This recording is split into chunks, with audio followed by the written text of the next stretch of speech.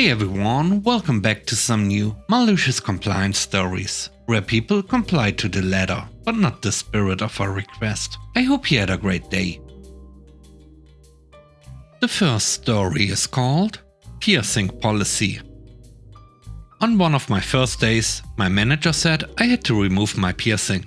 Since I had the piercing on my interview and he was the one to interview me and didn't say anything then, I said I wouldn't. He let it go for a few days, but then told me again.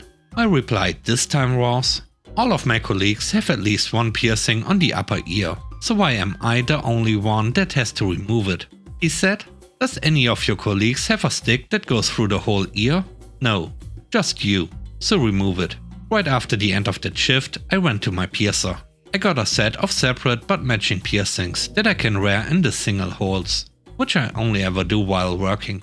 The first time my manager saw me with the new piercing, he said that we'd been through the conversation plenty of times and to just remove the piercings. To which I said, you told me yesterday that the problem was that I had one piercing that went through my whole ear.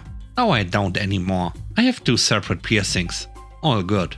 It's so good to see him still fuming about it after months and not being able to do anything, since I've technically removed the piercing he wanted me to remove. The next story is called Study Association.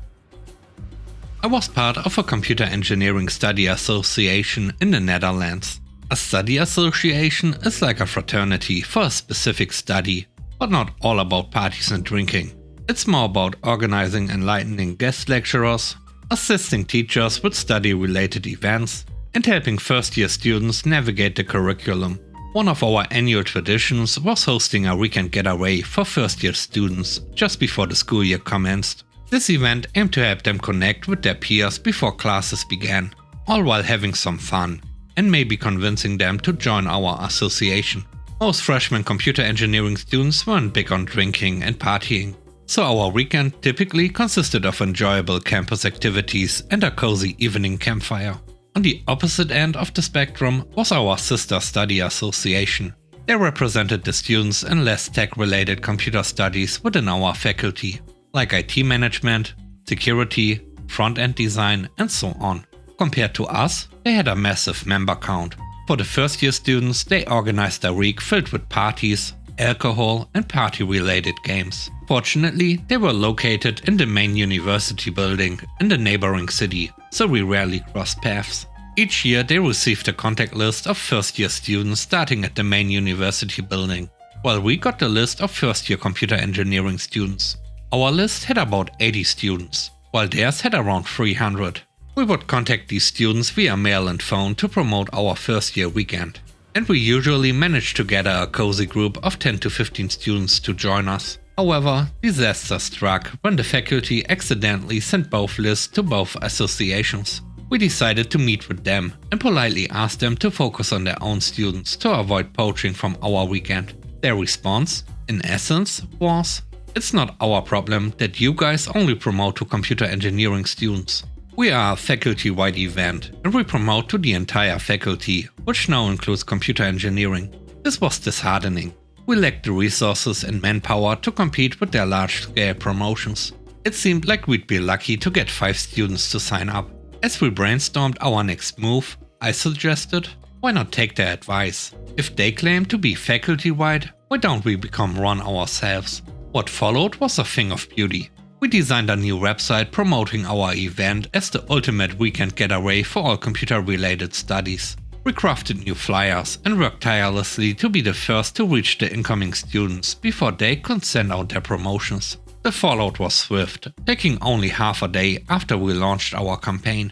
They called us frantically, demanding to know why their first-year students were already signing up for another faculty-wide event. We calmly responded that we were merely following their example and were expanding our reach faculty-wide as well. After an awkward pause, they asked if we could stick to our lane. We reiterated our initial proposal. They promote to their studies and we promote to ours. They accepted. It turned out to be a fantastic first-year weekend getaway for everyone involved. The third story is called Just a Joke. Back in the day, I worked for a restaurant chain that we all know and love. I'm working the day shift behind the bar of said restaurant, when a guest I don't recognize sits at the far north end of my bar. Since he's not a regular, I greeted him with our usual key phrase that management has burned into our brains. Smile, eye contact. Welcome. Would you like one of our house beers? The dirty blonde, white blonde ale, or a naughty brunette, nut brown ale? The unfamiliar guest smiles and wags his fingers flirtatiously. No, but I would love a dirty Miller Lite. Coming right up. I'm here in Texas, and I found a lot of drink recipes differ from city to city, and so much more from state to state. But we all know that dirty means olive juice.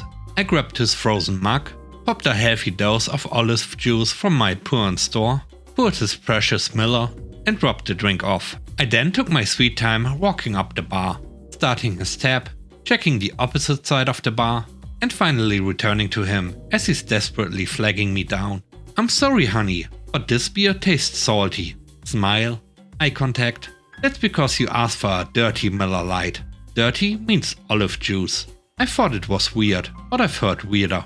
I was just making a joke, he sputtered. Me too, I said brightly. I brought him a new Miller and went about business as usual. The last story is called More Details.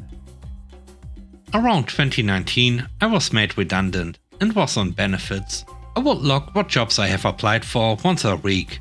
Usually it was applied for 10 jobs, worked on my CV, etc. But at the routine meeting at the job center, the following occurred.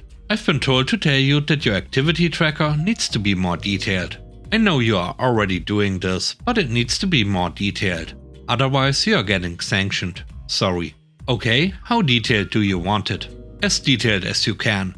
At this point I just said, okay, I'll make it as detailed as I can. Cue getting home and doing my usual stuff. Every 10 minutes I was on the portal writing about what I was doing in the previous 10 minutes to look for a job as detailed as I could.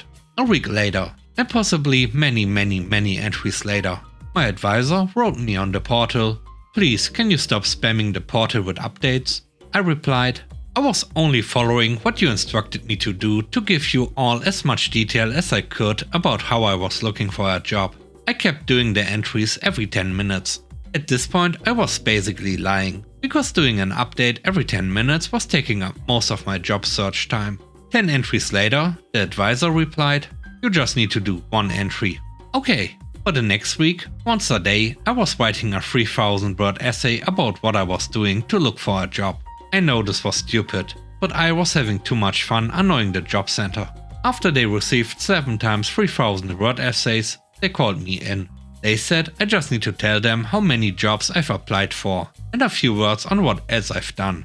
That was what I was doing beforehand. So I went back to how I was already operating. And they never told me to do anything else or extra again. Thanks for watching the video. I hope you enjoyed it. If you did, please don't forget to leave a like, comment and subscribe. And if you have time, watch another one of my videos. And now, I hope you have a great day. See you soon. Bye bye.